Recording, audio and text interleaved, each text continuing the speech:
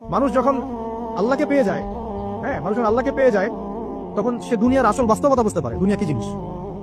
আলী রাদিয়াল্লাহু আনহুর একটা বই পড়ছিলাম, ওনার যে মানে দর্শনগুলা, ওনার যে চিন্তা ভাবনাগুলো, ওনার কিছু লেখা ছিল, কিন্তু এগুলো সব জায়গায় আসে নাই।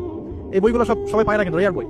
ওখানে দুনিয়ার এক্সাম্পল দিচ্ছেন উনি। তিনি বলছেন দুনিয়া এমন জায়গা যেখানে কেউ যদি ডুব দেয়, সমুদ্রে ডুব দেওয়ার মতো ডুব দেয়, তাহলে তার আমল, যত নেক আমল, সব আমল কমে আসবে। এটা কিন্তু বাস্তব।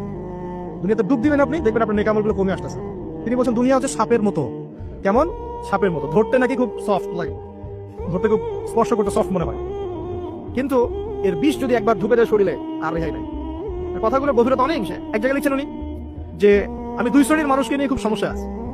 এক শ্রেণী হচ্ছে যারা জাহেল আবেদ, মানে ইবাদত করে, অনেক ইবাদত করে কিন্তু জাহেল, জ্ঞান নাই কিন্তু ইবাদত করে, এদেরকে নিয়ে আমি খুব সমস্যা আছে।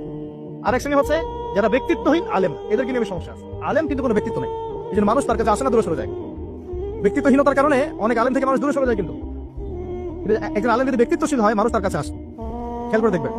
তো উনি বলছেন আমি এই দুই শ্রেণীর মানুষকে নিয়ে সমস্যা আছে। পড়তে শুরু করলে মনে হয় যে পড়তেই থাকে। বলছেন যে আমি অনেক জায়গায় ঘুরলাম, অনেক কিছু দেখলাম, শুনলাম, বুঝলাম, শেষে গিয়ে বুঝলাম যে মানুষ শুধু স্বার্থের জন্যই মানুষের কাছে থাকে। বলছে কথা। তিনি বলছেন তুমি যদি ভালোবাসাকে বাড়াতে চাও তাহলে মানুষের সাথে খুব বেশি মেলামেশা করতে চাও, একটু কম মেলামেশা করো, একটু দূরত্বে থাকো, তোমাকে মানুষ ভালোবাসবে।